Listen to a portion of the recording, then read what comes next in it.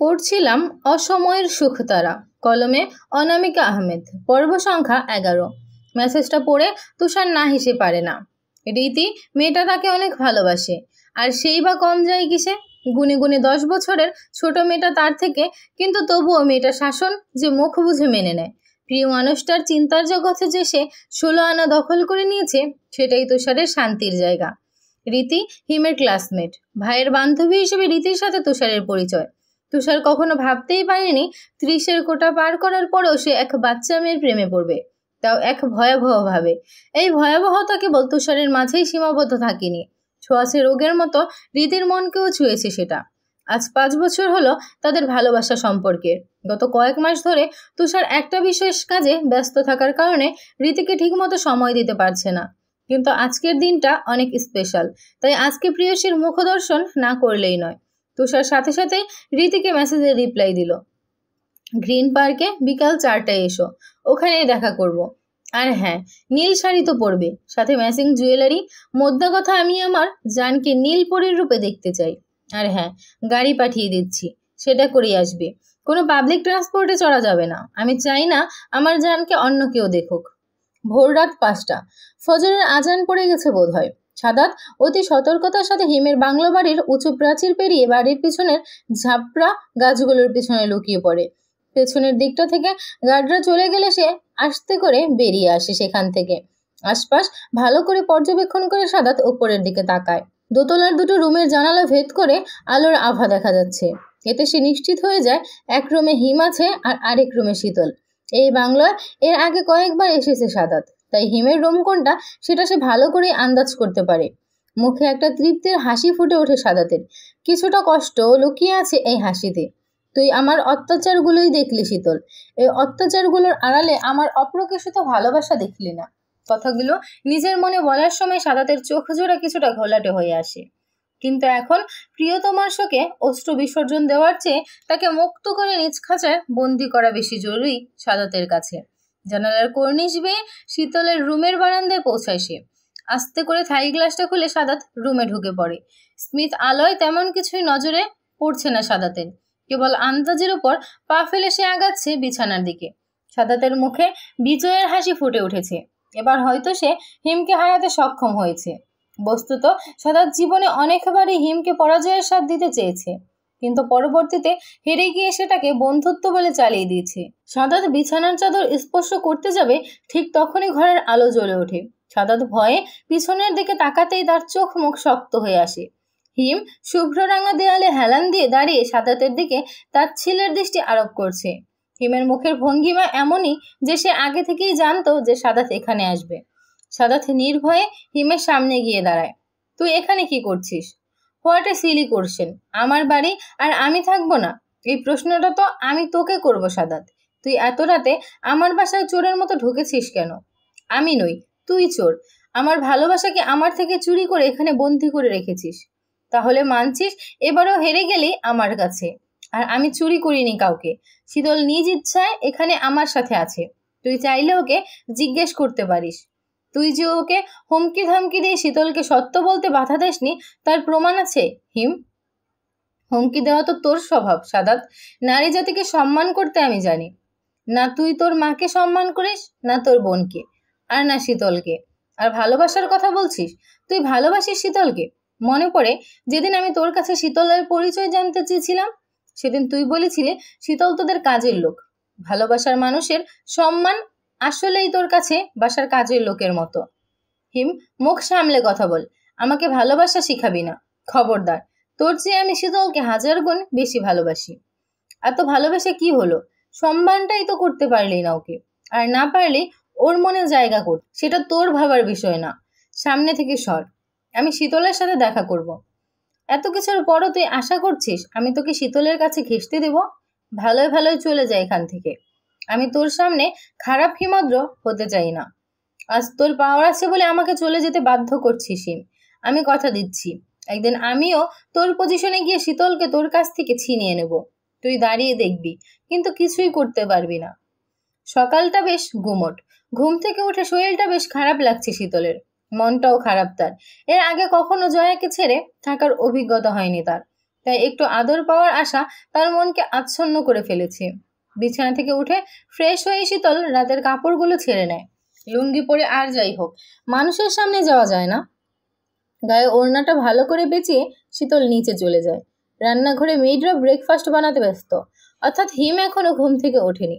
ভালোই হয়েছে, এই সুযোগে বাড়িটা ভালো করে দেখে নিতে পারবে সে। শীতল পা টিপে টিপে বাড়ির বাইরে চলে আসে। সুবিশাল পলটের উপর হিমের বাংলো বাড়ি, চারদিকে গাছের অন্ত নেই। বেশ রুচিশীলতার সাথেই তৈরি করা হয়েছে, সাথে সাথে রক্ষণাবেক্ষণ করা হয় বেশ যত্ন সহকারে। শীতল হাঁটতে হাঁটতে বাড়ির দক্ষিণ দিকে পৌঁছায়। সেখানে এক বাঁধানো পুকুর। পুকুরের পাড়টা বেশ পরিষ্কার, তবে সুইমিং পুল নয়। শীতল বেশ খুশি হয়ে বলে সিঁড়ির উপর বসে পড়ে। তার পা দুটো পুকুরে ঠান্ডা পানিতে ডোবায়। বেশ ঠান্ডা পানি, কিন্তু তবুও শীতলের বেশ ভালো লাগছে। অনেক জীবন পর সে পুকুরের পাশে বসার সুযোগ পেয়েছে, তাই কোনো কিছু না ভেবেই শীতল সুযোগটা লোফে নেয়। কিছুক্ষণ এভাবে বসে থাকার পর শীতলের মনে হয় পানিটা কেমন নড়ে উঠেছে, আর কিছু একটা যেন তার দিকেই এগিয়ে আসছে। প্রথমে পাত্তা না দিলেও কয়েক মুহূর্ত পর পানির নিচ থেকে কিছু একটা ভেসে উঠতেই শীতল লাফ দিয়ে সেখান থেকে উঠে পড়ে। জলজ্যান্ত কুমির, তাও দুটো। পুকুরের পানিতে কুমির কিভাবে এলো ভাবতেই শীতলের মাথা ঘুরতে থাকে। ঠিক সেই সময় পেছন থেকে হিমের জোরালো কণ্ঠ শুনতে পাওয়া যায়। দিলে তো আমার মন্টু ঝন্টুর ঘুমটা ভাঙিয়ে। হিমের কণ্ঠ কানে আসায় শীতল পিছন ঘুরে তাকায়। হিম পকেটে হাত গুজে স্বাভাবিক গতিতে তার দিকেই এগিয়ে আসছে, কিন্তু ভাব মারতে গিয়ে বেচারা একটা খেয়াল করেনি যে সে দেহের নির্মার্ধে অন্তবাস ছাড়া আর কিছুই পড়েনি। তাই হাঁটার সময় পাঞ্জাবের ফাঁক দিয়ে তার ফর্সা দুটো উড়ো দৃশ্যমান হচ্ছে। হিম শীতলের ঠিক সামনে চলে আসে। শীতলের বিস্ময়ে বড় বড় চোখের দিকে তাকিয়ে একটা দুষ্ট হাসি দেয়। তারপর শীতলের মুখের উপর এলোমেলোভাবে পড়ে থাকা চুলগুলোকে সে সযত্নে শীতলের কানে গুজে দেয়। পুরুষ মানুষের পেটের নিচের দিকে তাকাতে লজ্জা লাগে না তোমার সেমডি? এভাবে উকিঝুঁকি মেরে লাভ নেই, মেইন পয়েন্ট দেখতে পারবি না। আমি আমার নিজের মান সম্মান রক্ষার ব্যাপারে অনেক সচেতন। সব সময় আন্ডার প্যান্ট পরি, সেটা লুঙ্গির সাথে হোক বা প্যান্টের সাথে। এক্সট্রা প্রোটেকশন আর কি। দেশে তো তোর মতো লুচু নারীর অভাব নেই, কে জানে কোন সময় আমার ইজ্জত মেরে দেয়। মেয়েদের বিশ্বাস করতে নেই। হিমের কথাগুলো শীতলের বহিকর্ণ ভেদ করে কানের পর্দায় ধাক্কা দিলে কানের পর্দায় ধাক্কা দিলেও মগজে ঢুকে না কোনো কথাই।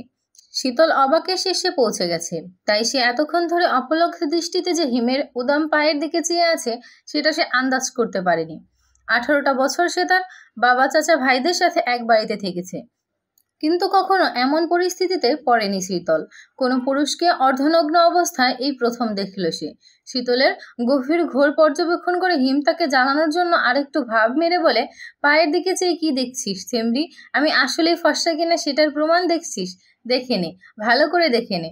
চাইলে ভিমবার দিয়ে মেজেও নিতে পারিস। আমি জাত ফর্সা, তোদের মতো জাত কালা মেকআপ সুন্দরী না। এতক্ষণে শীতলের হুঁশ ফিরে আসে। হিমের কথাগুলো পুনরায় কানে বাজলে লজ্জায় তার মুখ রাঙা হয়ে ওঠে। সাথে সাথেই শীতল মুখ নুয়ে হিমের কাছ থেকে সরে দাঁড়ায়, কিন্তু হিম শীতলের হাত ধরে এক টানে তাকে নিজের একেবারে কাছে নিয়ে আসে। তারপর শীতলের রাঙা গালে হাত রেখে বলে, লজ্জার কি আছে বরফ কন্যা? আমাকে এত কাছ থেকে নিখুঁতভাবে দেখার অধিকার তো শুধু তোমারই। আমার সামনে লজ্জা খেলা খেলো না, তাহলে আমিও এক খেলায় মাতবো, কিন্তু সেটা তুমি সহ্য করতে পারবে না। শীতল হিমের খুব কাছে থাকায় হিম কথাগুলো ঠান্ডা কণ্ঠে খুব ধীর গতিতে বলে। হিমের এই কণ্ঠস্বর শীতলের কাছে একেবারেই নতুন। কোনো এক স্বর শীতলের পুরো মস্তিষ্ক জুড়ে মায়াজাল সৃষ্টি করেছে। চোখের ঘোর লেগে এসেছে শীতলের, কিন্তু যৌবনের অপ্রকাশিত অনুভূতির আবেশে গভীরভাবে মোহিত হওয়ার আগেই হিম শীতলকে নিজের সামনে থেকে সরিয়ে দেয়। সর সেমরি, আমার বাচ্চাগুলারে আবার ঘুম পাড়াতে হবে। আয় আমার মন্টু ঝন্টু, বাবার বুকে আয়। মা পচা, তাই ঘুম ভাঙিয়ে দেয়, আর বাবা ভালো, বাবা বাচ্চাদের আদর করে ঘুম পাড়িয়ে দেয়। কথাগুলো বলতে বলতে হিম পুকুর পাড়ে বসে পড়ে। খানিক দূর থেকে শীতল দেখতে পায় কুমির দুটো হিমের পায়ের কাছে চুপ করে বসে আছে। হিম তাদের মাথায় হাত বুলিয়ে দিচ্ছে, এতে কুমিরগুলো একটুও খেপছে না, বরং তারা হিমের এই আদরের স্পর্শগুলো উপভোগ করছে। হিম নিজের কাজ সেরে উপরে উঠে এলে শীতল ইশারায় তাকে জিজ্ঞেস করে যে, আপনি নিচে কিছু পরেননি কেন? আপনার চামড়া বুঝি গন্ডারের মতো, তাই ঠান্ডা লাগে না? হিম শীতলের ইশারায় বলা কথাগুলো বুঝতে পারে। এতে হিম শব্দ করে হেসে বলে, হালকা বাতাসে লুঙ্গি আকাশে। এই বলে হিম গা দুলাতে দুলাতে বাড়ির দিকে চলে যায়। শীতল তখনও হিমের দিকে অদ্ভুত দৃষ্টিতে চেয়ে আছে। ছেলেটা ভীষণই অদ্ভুত, যেন জীবন নিয়ে একটুও মাথা ব্যথা নেই তার।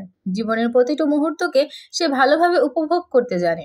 প্রায় 10 মিনিট ধরে গ্রিন পার্কের এক বেঞ্চে বসে আছে তুষার। নির্ধারিত সময় পার হয়ে গেল, রীতির আসার কোনো নামগন্ধ নেই। ঘড়ির দিকে একবার আর চোখে চায় তুষার। এবার রীতিমতো বিরক্ত লাগছে তার। কতদিন ধরে রীতির সাথে দেখা করার জন্য মনটা আনচান করছে তার। আসবে বলে সে এখন উধাও। আর স্থির থাকতে পারে না তুষার, পায়চারি শুরু করে। গ্রিন পার্কের দক্ষিণের দিকটা বেশ নীরব, তাই যখন রীতির সাথে সে একান্ত কিছু মুহূর্ত অতিবাহিত করতে যায়, তখনই তুষারের অবচেতন মন এই জায়গায় ছুটে আসে। আপন ভাই হলেও তুষার একটু শান্ত স্বভাবের, জনমানুষ তার পছন্দ নয়, তাই নিজেকে একটু আড়াল করে গোপন করে চলতেই সে ভালোবাসে। হিমের মতো সকলের সাথে মিশে যেতে পারে না তুষার। পাগল প্রেমিকের অন্তত অপেক্ষার অবসান ঘটিয়ে রীতি হাঁপাতে হাঁপাতে সেখানে আসে। রীতিকে নিজের পছন্দ মতো সাজে দেখে তুষারের অটলা মন খানিক শান্ত হয়। ঠোঁটের কোণে এক টুকরো হাসি বজায় রেখে বলে, হাঁপাচ্ছেন কেন বেগম সাহেবা? বাসা থেকে পায়ে হেঁটে এসেছেন বুঝি? রীতি একটু দম নিয়ে নিজেকে শান্ত করে বলে, গাড়ি পাঠিয়েছিলেন, কিন্তু রাস্তায় ভীষণ ট্রাফিক, তাই বাধ্য হয়ে এই হিল জুতো পরেই আসতে হয়েছে। যদি ট্রাফিক ছোটার আশায় বসে থাকতাম তাহলে আর দেখা করা হতো না আপনার সাথে। তুষার নিজের পকেট থেকে রুমালটা বের করে রীতির কপালের জমে থাকা বিন্দু বিন্দু ঘামের ফোঁটা মুছে দেয়। তারপর সযত্নে রীতির ডান হাতটা নিজের আয়ত্তে এনে তাতে আলতো করে চুমু খায় সে। ভুল হয়ে গেছে বেগম সাহেবা, আমার আপনাকে রিসিভ করার জন্য গাড়ি নয়, বরং পার্সোনাল জেটটা পাঠানো দরকার ছিল। তাহলে যদি আরেকটু আগে আপনার মুখশ্রী দর্শন পেতাম। তুষারের বাচ্চামো দেখে রীতি হালকা হাসে। হয়েছে হয়েছে, আর তেল মারতে হবে না। এতই যখন দেখার স্বাদ, তাহলে বিয়ে করে ঘরে তুলুন আমায়। ওর বাবা হিমকে ছাড়া বিয়ে, ওকে রেখে বিয়ে করেছি জানতে পারলে তোমার অল্প বয়সেই স্বামীহারা হতে হবে জান। দরকার নেই, ও আসুক, তারপর না হয় আমরা কোর্টে যাব। বড় ভাই হয়ে ছোট ভাইকে ভয় পান? কি ভাই আপনি? ওটা দেখতে ছোট হলে কি হবে, কাজে কর্মে কোনো অভিজ্ঞকে হার মানিয়ে দেবে। আর সাথে লেগে কাজ নেই। এখন বরং কিছু খেয়ে নেই, খুব খিদে পেয়েছে। হিমের সামনে মাথা নিচু করে দাঁড়িয়ে আছে ইকবাল, আর তার পাশে ফয়সাল। ফয়সালের চেহারায় ভয়ের ছাপ স্পষ্ট, আর হিম তার গম্ভীর্য বজায় রেখে দক্ষতার সাথে সিগারেট থেকে নির্গত নিকোটিনের সকল ধোঁয়া গ্রাস করছে। আমি যা শুনেছি তা কি সত্য? ইকবাল, ফয়সাল কেউকে কোনো উত্তর দেয় না। ভয়ে তাদের গলা শুকিয়ে উঠেছে। হিমের কাছে এই নীরবতা যেন অসহ্য লাগে, তাই সে এবার চিৎকার দিয়ে ওঠে, কি হলো বালের বাচ্চা? মুখ দিয়ে কথা বাইর হয় না কেন তোর? সত্যি করে বল, তোর সাথে মিনার কি সম্পর্ক আছে? ইকবাল ভয়ে প্যান্ট ভিজিয়ে ফেলার উপক্রম। ভয়ে ভয়ে সে হ্যাঁ সূচক মাথা নাড়ায়। তোর কি চোখ তেরা, নাকি লেন্স ভালো করে কাজ করে না? কোনটা? মেয়ে পেলি না, শেষে কিনা এই মেয়েকে তোর পছন্দ হলো। মেয়ে পছন্দ করবি তোদের হবু ভাবির মতো, আর সে পছন্দ করছে এক ভাঙ্গা রেডিওকে। বিয়ে কর, বাসর রাইতেই টের পাবি কি ধানি লঙ্কা ঘরে তুলছিস। হিমের রাগী গলার কথাগুলো শুনে ইকবালের চোখ জোড়া ঝাপসা হয়ে ওঠে। বয়স বাড়লেও তার স্বভাব থেকে বাচ্চামো যায়নি। জুতোর তল দিয়ে ফ্লোর ঘষতে ঘষতে ইকবাল একবার সাহস করে হিমের রাগী চোখের দিকে তাকায়। তারপর আবারও মেঝের দিকে তাকিয়ে বলে, আপনি আমাদের একসাথে মানবেন না ভালো কথা, তাই বলে আপনি ওর নামে এসব উল্টাপাল্টা কথা বলবেন, সেটা আমি কিছুতেই মানব না। হিম কপাল কুঁচকে তাকায় ইকবালের দিকে। মানুষ প্রেমে পড়লে মাথার ভারসাম্য ঠিক থাকতে পারে না। এতদিন কথাটা হিম শুনেছিল, আজ নিজের চোখে দেখে নিল। যে হিমের ভয়ে ইকবাল জড়সড় হয়ে থাকতো, সেই ইকবাল আজ হিমের মুখের উপর কথা বলতেও দ্বিধা করে না, বরং এক গাদা সাহস নিয়ে যা মুখে আসছে সেটাই বলে যাচ্ছে। মানবি না? তাহলে কি করবি আমিও শুনি। চাকরি ছেড়ে দেবো। চাকরি ছাড়লে বউকে খাওয়াবি কি? দরকার হলে বউ জামাই মিলে অন্ধ হওয়ার নাটক করব। অন্ধ সেজে পথে পথে ভিক্ষা করে বেড়াবো। তো আপনার মতো কিপটার কাছে চাকরি করব না। কি বললে? আমি কিপটা? তোর কোন মাসের বেতন আটকে রেখেছি যে কিপটা বললে তুই আমাকে? জানি না কেন বলেছি, মুখে এসেছে তাই বলেছি। আর আপনার মুখ দেখলে আপনাকে এক হাড়কিপটা লোকই লাগে। হিম নিজেকে শান্ত করার জন্য নিজের হাত দিয়ে মুখ ঘষতে থাকে। এবার সে ইকবালের দিকে না তাকিয়ে তার পাশে জড়সড় হয়ে দাঁড়িয়ে থাকা ফয়সালের দিকে চায়। ওই সাল, তোর লাগামহীন ভাইকে আমার সামনে থেকে নিয়ে যা, তা না হলে আমার হাত জোড়া লাগামহীন হয়ে যাবে এক্ষুনি। হিমের চাপা কণ্ঠের কথাগুলো শুনে সে ইকবালকে সেখান থেকে টানতে টানতে নিয়ে যায়। ইকবাল যেতে চায় না। সে চিৎকার করে বলতে থাকে, মিনাকে আমার লাগবেই। আপনি যেভাবে পারেন তাকে আমাকে এনে দিন। ঘরের সাথে লাগোয়া বারান্দায় গালে হাত দিয়ে বসে আছে শীতল। সারাদিনের কর্মশূন্য জীবনে প্রবেশের সূচনা লগ্নে সে হাঁপিয়ে উঠেছে। ও বাড়িতে থাকতে তার কাজের অন্ত ছিল না, আর এখানে তার অবসর সময়ের যেন অন্ত নেই। সময় কাটতেই চায় না। বাংলোর সবচেয়ে সুন্দর ঘরটা হিম তার বরফ কন্যার জন্য বরাদ্দ করেছে। বারান্দা দক্ষিণমুখী হওয়ায় শীতের তীব্র বাতাস শীতলকে ছুঁতে পারছে না ঠিকই, কিন্তু তাই বলে সেখানে পরিবেশ একেবারে গুমট এটা বলা যায় না। মাঝে মাঝে মৃদুমন্দ আলো প্রবেশ করে সেই বারান্দা দিয়ে। হালকা বাতাসে শীতলের কোমর লম্বা চুল যখন দোল খায়, ভারী মিষ্টি লাগে তাকে দেখতে, ঠিক যেন সদ্য ফুটন্ত ফুলের কলি। কোনো লোভ, নিষ্ঠুরতা, পাপ, সম্পদের হাতছানি ছুঁতে পারেনি শীতলের মনকে।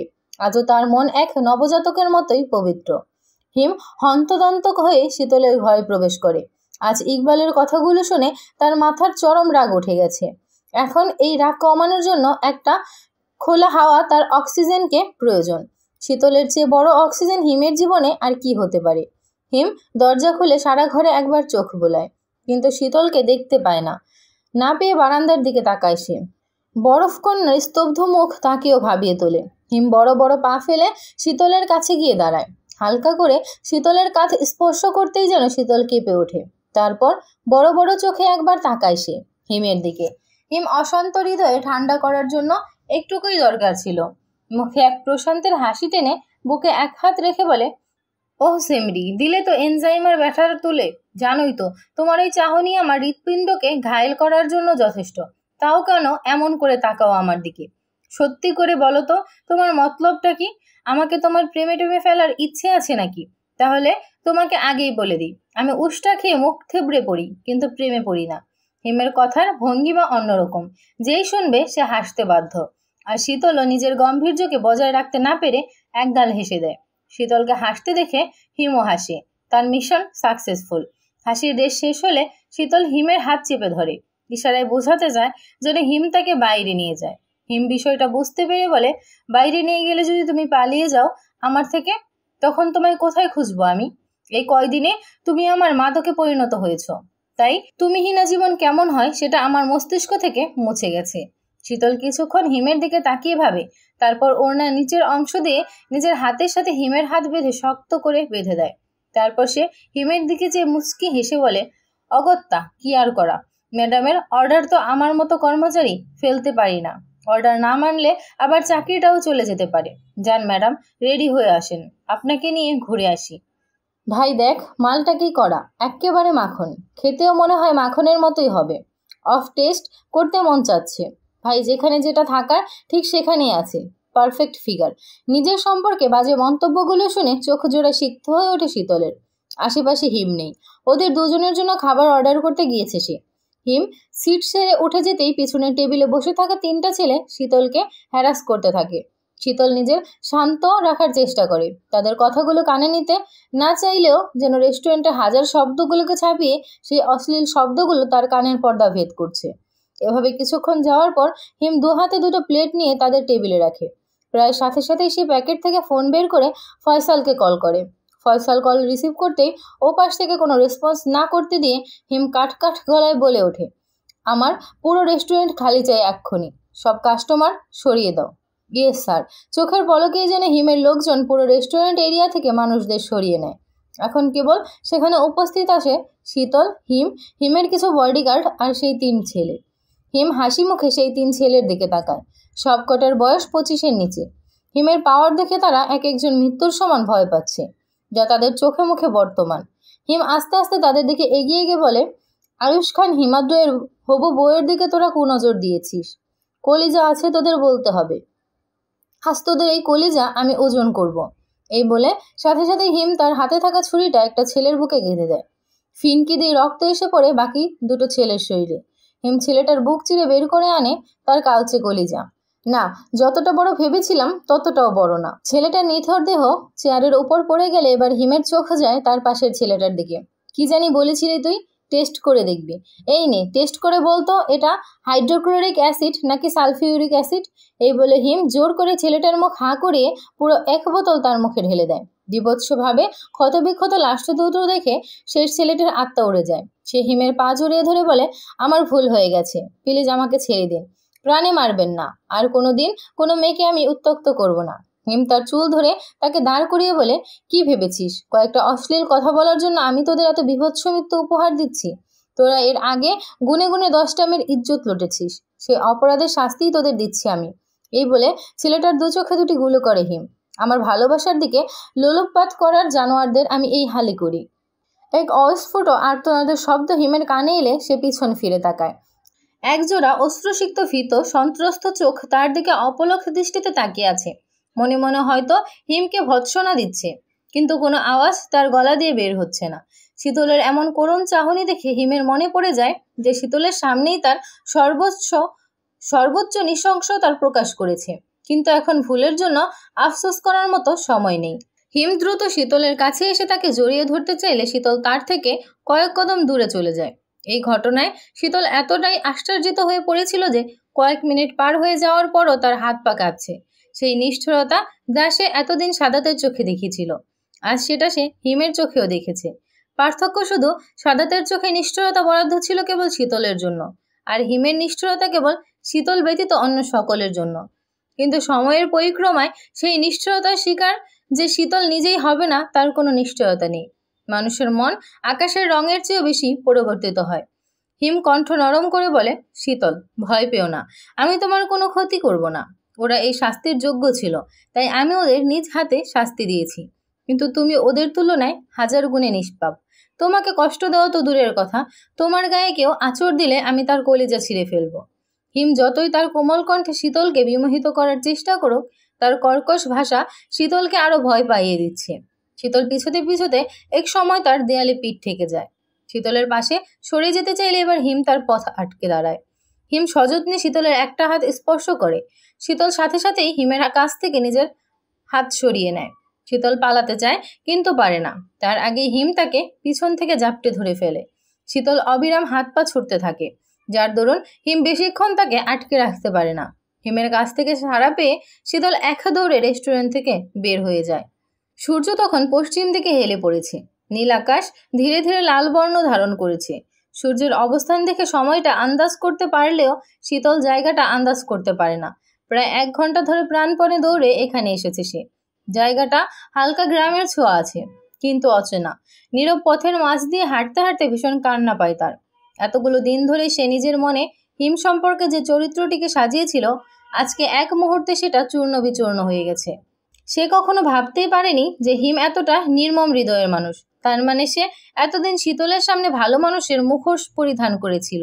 বারবার প্রশ্নটা তার মাথায় ঘুরপাক খাচ্ছে।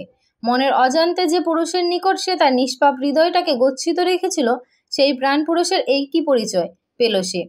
শীতল কিছুতেই মানতে পারছে না তার চোখের সামনে ঘটে যাওয়া বাস্তবতা। ঘোলা চোখে আশেপাশে তাকিয়ে সে শুধু ধুধু চাষের জমি ছাড়া আর কিছুই দেখতে পায় না। রাস্তার অন্য পাশে ঘন বন জঙ্গল। শীতল রাস্তার পারে এক গাছের গোড়ায় বসে পড়ে। সেই সাথে অপ্রত্যাশিত দৃশ্যগুলো যেন তাকে আরো বেশি করে জেগে ধরে। না, এটা সত্য নয়। আমি জানি এটা সত্যি নয়। এসব আমার মনের ভুল। আমি স্বপ্নে দেখেছি। হিম এমন কাজ করতে পারে না। উনি এতটা নিষ্ঠুর নন। মনের মাঝে কথাগুলো জপতে জপতে আবারও কান্নায় ভেঙে পড়ে শীতল। একসময় কাঁদতে কাঁদতে সেখানেই জ্ঞান হারায়। এই মেয়ে, ঠিক আছো তুমি? ভারী হয়ে আসা দুটো চোখের পাতা হালকা খুলতে এক বৃদ্ধার কণ্ঠ কানে আসে শীতলের। এবার সে ভালো করে চোখ খুলে আশেপাশে তাকায় ভালো করে। অচেনা এক টিনের চালওয়ালা ঘরের বিছানায় তাকে শায়িত করা হয়েছে। তার পাশে দাঁড়িয়ে আছেন এক বৃদ্ধ লোক। বয়স প্রায় 70 হবে। মুখের চামড়া ঝুলে গেছে তার। আর শীতলের মাথার কাছে বসে আছেন এক বৃদ্ধা। তারও অনেক বয়স হয়েছে। নীল পাড়ের সাদা শাড়ির লম্বা আঁচল দিয়ে ঘোমটা টেনে বসে আছেন তিনি। শীতল উঠে বসে চেষ্টা করলে তাকে বাধা দেয়। উঠো না মেয়ে, চুপচাপ শুয়ে থাকো, আমি গরম দুধ নিয়ে আসছি। শীতল বলতে চায়, তার কোনো দরকার নেই, আপনারা শুধু আমাকে আজকের রাতটা আপনাদের বাড়িতে থাকতে দিন। কিন্তু সেটা শীতলের বলার দরকার হয় না। নিঃসন্তান বৃদ্ধ দম্পতি শীতলের ভীষণই যত্ন নেয়।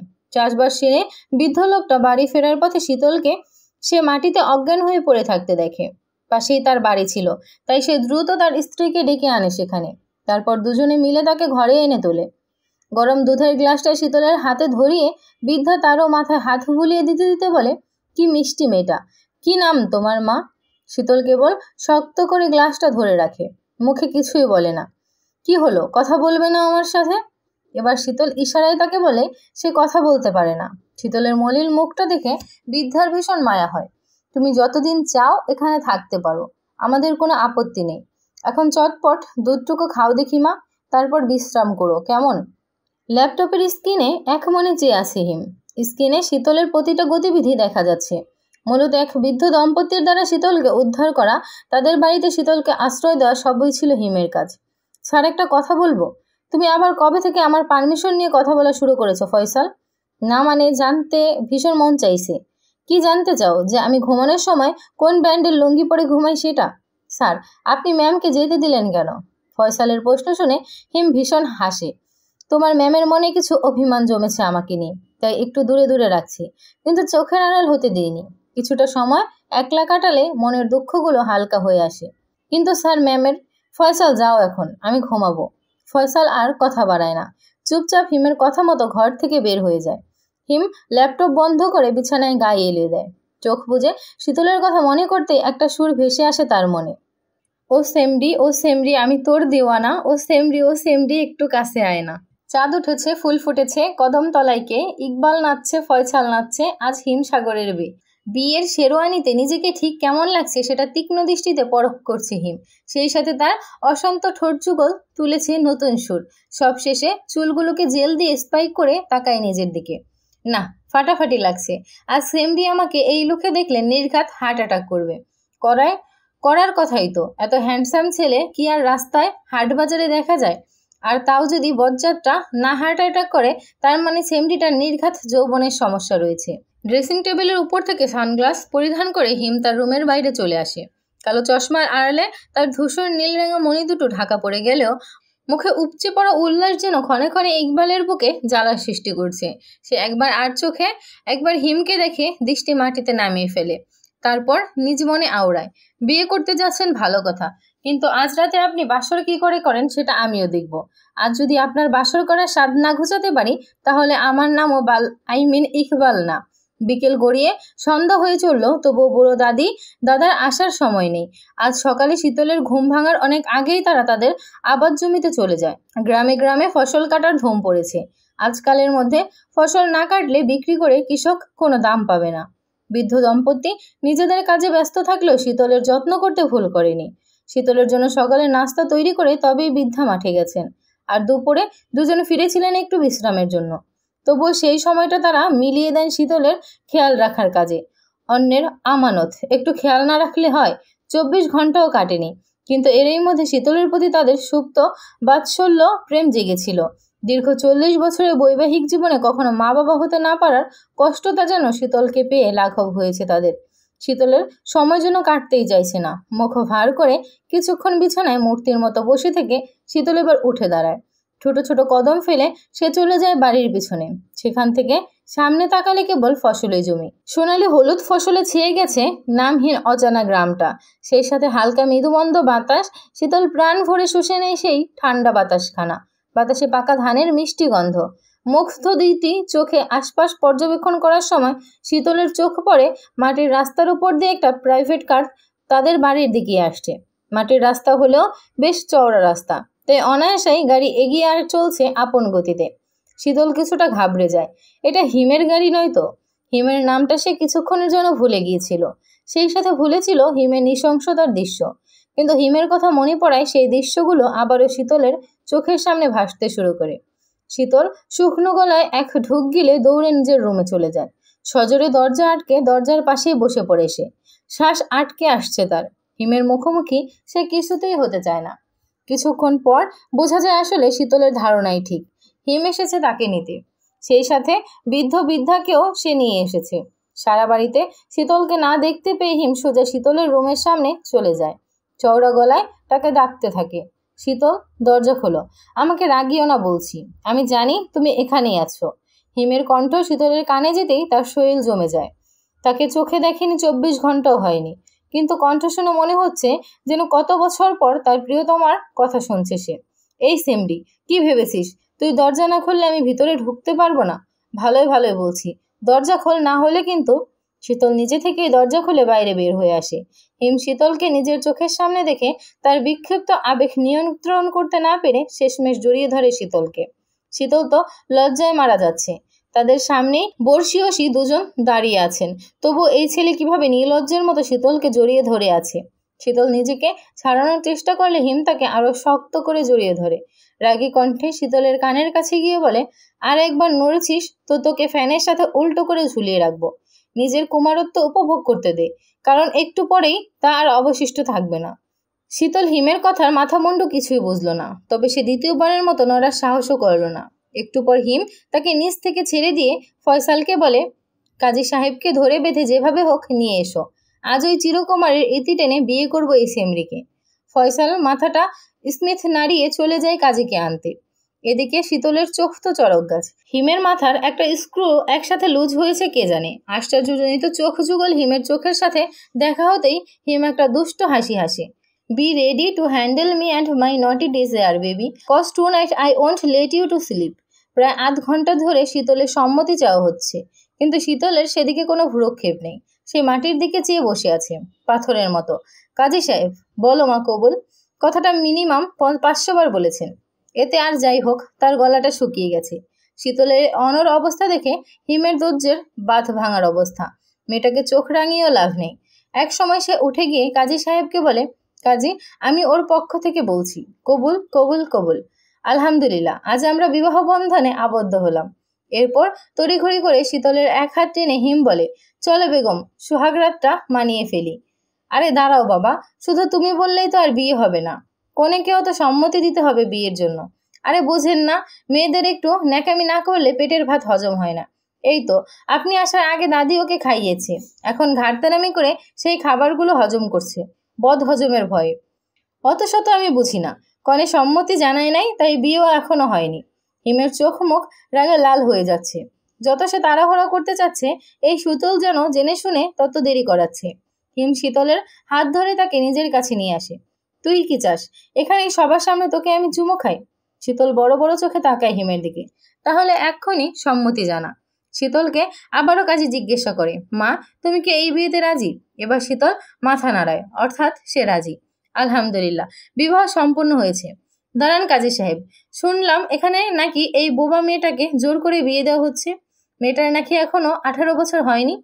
সকলের পিছন ফিরে তাকালে গ্রামের প্রধানকে দেখতে পায়, কিন্তু শুধু তিনি আসেননি, সাথে করে গ্রামের আরো গণ্যমান্য ব্যক্তি আর তার লাঠিয়াল বাহিনীকে নিয়ে এসেছেন সে। আমাকে তো বলা হয়েছে মেয়ে বিয়ের যোগ্য, তার মানে সব কারসাজি এই ছেলেটার। ধর সবাই এই ছেলেকে, আজ বাঁশ দিয়ে পিটিয়ে এর ছাল তুলব। বিয়ের স্বাদ ঘুচে যাবে একদম। হিম রীতিমতো ঘাবড়ে যায়। সে দ্রুত শীতলের হাত ধরে তাকে নিয়ে এক দৌড় লাগায়। হিমের পিছনে গ্রাম প্রধান তার লাঠিয়াল বাহিনীও ছুটে থাকে। গ্রাম প্রধান তার গলা উঁচিয়ে বলে, ছুটে পালাচ্ছিস ভালো কথা, মেয়েটাকে নিয়ে পালাচ্ছিস কেন? ওকে ছেড়ে দে। গ্রাম প্রধান সাহেব, বিয়ে করেছি কি বউকে ছাড়ার জন্য নাকি? তার উপর এখনো বাসর করিনি। বাসর করার আগে বউকে ছাড়ার তো প্রশ্নই ওঠে না। বাসর তো আমি করেই ছাড়বো, কেউ আটকাতে পারবে না আমায়। কথাগুলো যেন গ্রাম প্রধান আর গায়ের কাটার মতো লাগে। তিনি দৌড়ের গতি বাড়িয়ে দেন, কিন্তু হিমের সাথে পেরে ওঠে না। দেখতে দেখতে হিম তার চোখের সামনে থেকে অদৃশ্য হয়ে যায়। রাত প্রায় 9টা। হিম আর শীতল দৌড়াতে দৌড়াতে ভীষণ ক্লান্ত। শীতল এবার হিমের থেকে নিজের হাত ছাড়িয়ে মাটিতে বসে পড়ে। সে আর দাঁড়াতে পারছে না, পায়ে শক্তি ফুরিয়ে এসেছে তার। হিম ওই শীতলের পাশে বসে আছে। কিছুক্ষণ পর শ্বাস প্রশ্বাস স্বাভাবিক হয়ে আসলে হিম আবারও চিন্তায় ডুব দেয়। এত রাতে বিয়ের পরবর্তী কাজ সম্পন্ন করার জন্য উপযুক্ত স্থান খুঁজে পাওয়া সম্ভব না, কিন্তু আজকের রাতটা নষ্ট করতে চায় না হিম। বেশ খানিকক্ষণ চিন্তার পর হিমের নজর যায় ক্ষেতের দিকে। তারা বর্তমানে পাট ক্ষেতের ভিতর আছে। সাথে সাথে একটা বুদ্ধি খেলে যায় হিমের মাথায়। বেগম শীতল হিমের দিকে তাকায়। চলো পাট খেতে বাসর সেরে ফেলি, এত রাতে কেউ আসবে না আমাদের মাঝে। আজ বাসর করতে না পারলে নির্ঘাত আমি মানসিক ভারসাম্য হারিয়ে ফেলবো। তুমি কি চাও, সারা জীবন পাগলের সাথে সংসার করতে? তাই বলছি গাছের আড়ালে গিয়ে দুষ্টু মিষ্টি খেলায় মাতি চলো।